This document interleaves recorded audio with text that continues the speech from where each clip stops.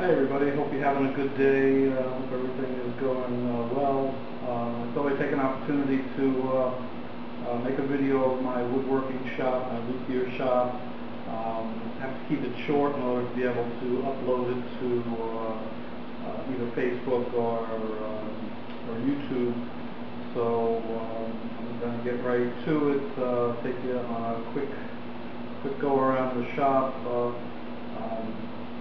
Show you some of the jigs that I've been building specific to be able to build stringed instruments, and show you some of the other tools I use in the shop, show you the shop layout.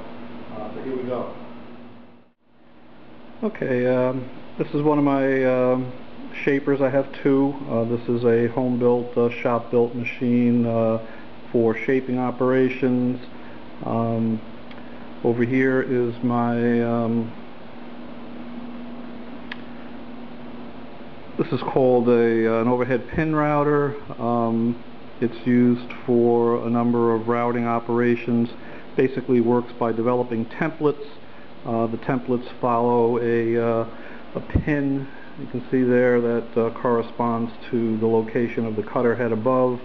It's pneumatically operated. There's two pneumatic cylinders that raise the router up and down.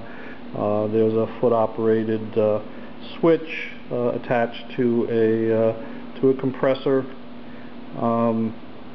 Useful tool to have in any woodworking shop. This is a home-built machine. It's a duplicator. I built this specifically to be able to do arch-topped instruments, things in the violin family, arch-top guitars. You develop the master form, which requires some hand carving. Once you have a master form developed, there's a stylus. Quick shot there of the stylus that correlates with a router cutter on the other side of the table. Moves on an XYZ axis.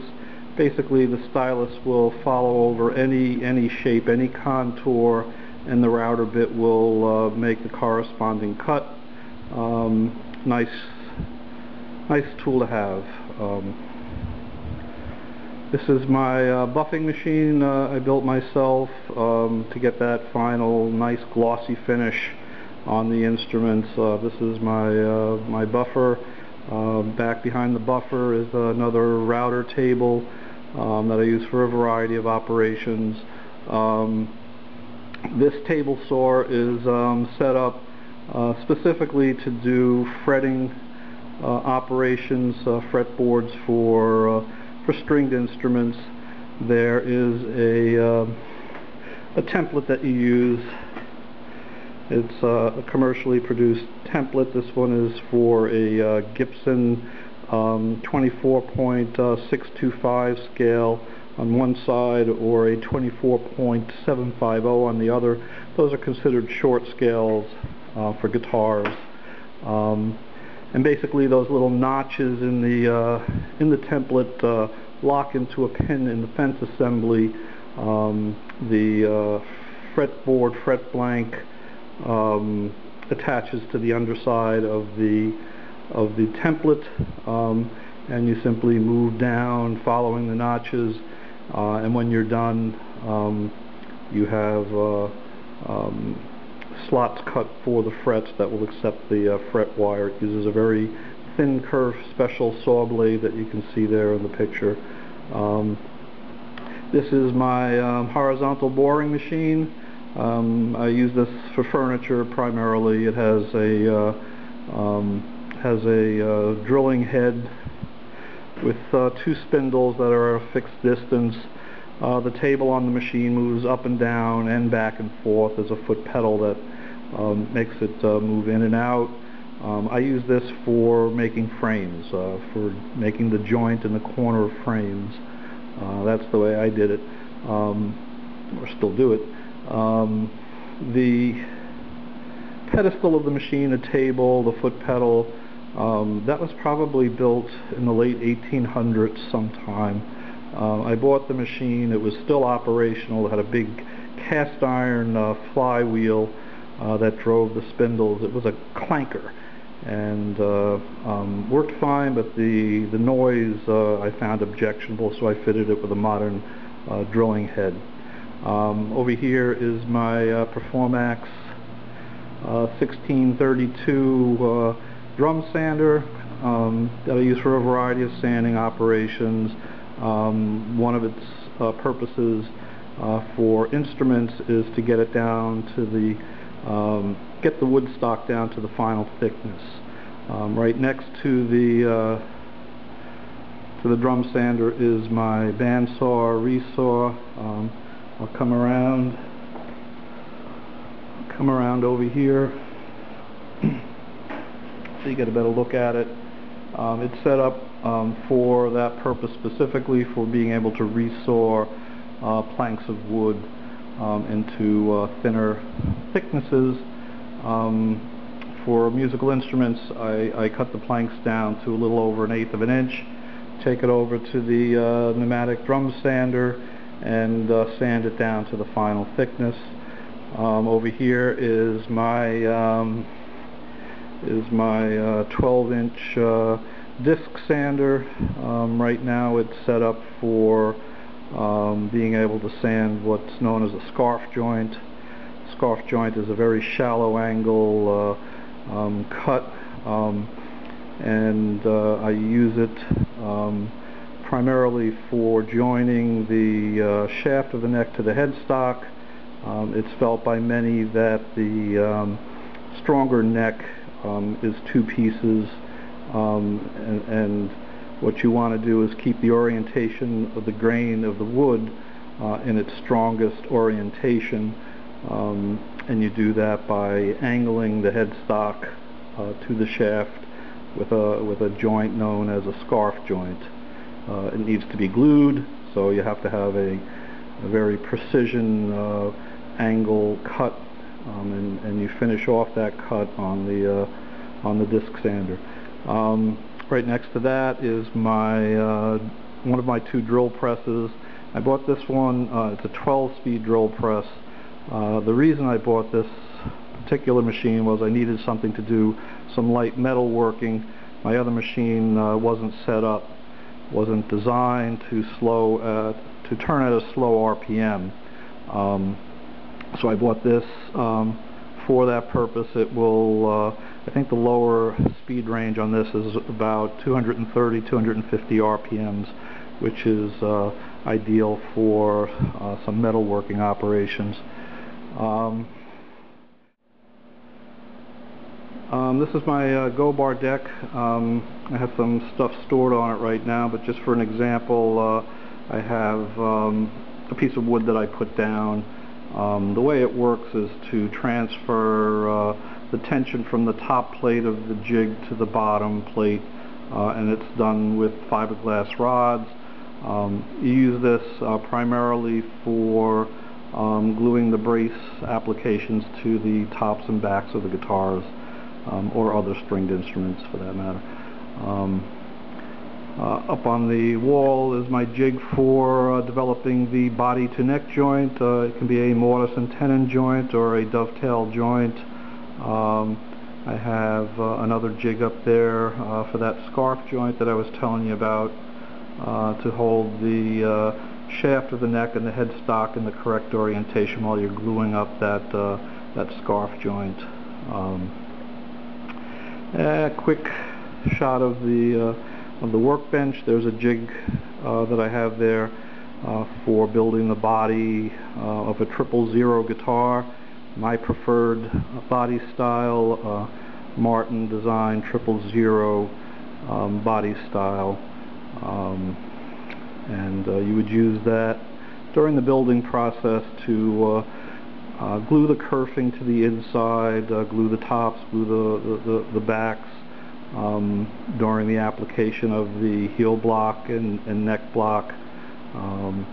And if we take a quick look around over here, is one of my pneumatic drum sanders. That's a 3-inch diameter drum that I have on there right now.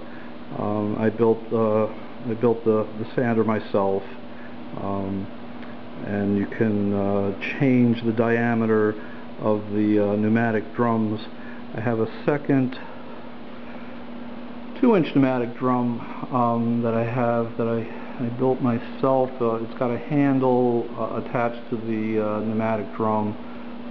It's free turning. The other side mounts into a drill chuck, and you can use that for sanding the contours, the curves that you find on a lot of instruments. As we move along here, there's my other drill press, my Rockwell radial drill press. It's nice because it rotates out in a probably about 180 degree arc, and the head you can rotate 90 degrees left or right as well. And over here is my Grizzly 15-inch planer. I have 2 planers. The other one I keep out in the woodshed for the rough planing.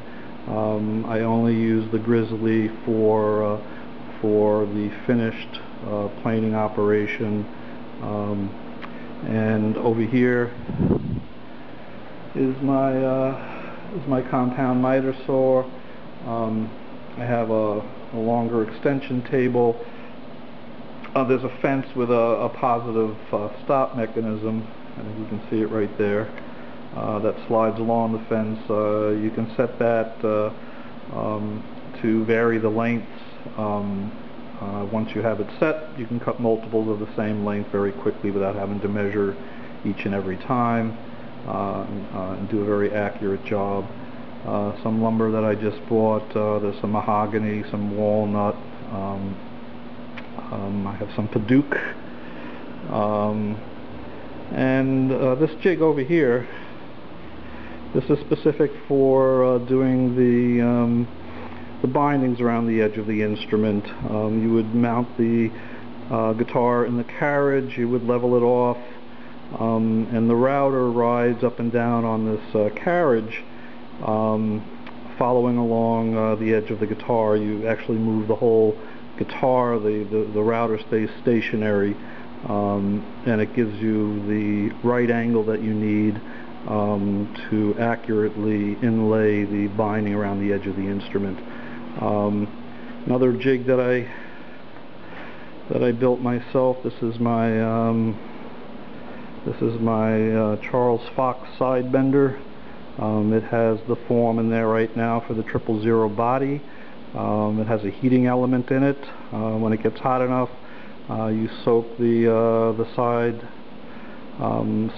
stock for a minute or two, and then you work it around the form. You clamp it in. There's clamping holes on either end, and another clamping mechanism that comes down in the waist of the guitar, and you bend the sides to the correct contour.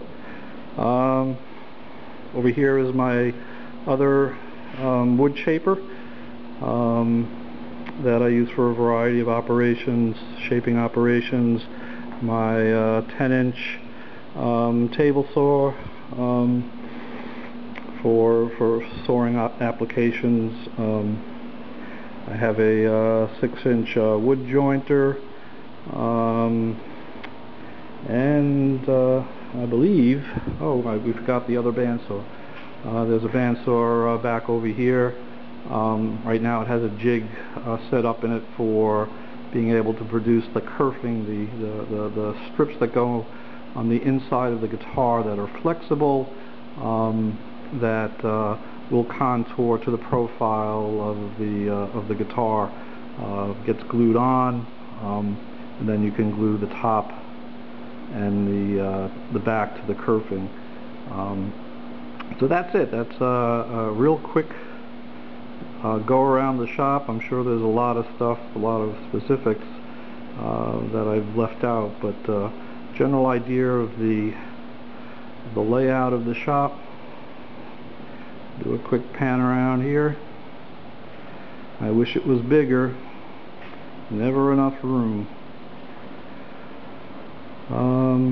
But that's my workspace, and I hope in my retirement years not too many years out to spend a lot of time here and hopefully produce some really nice instruments.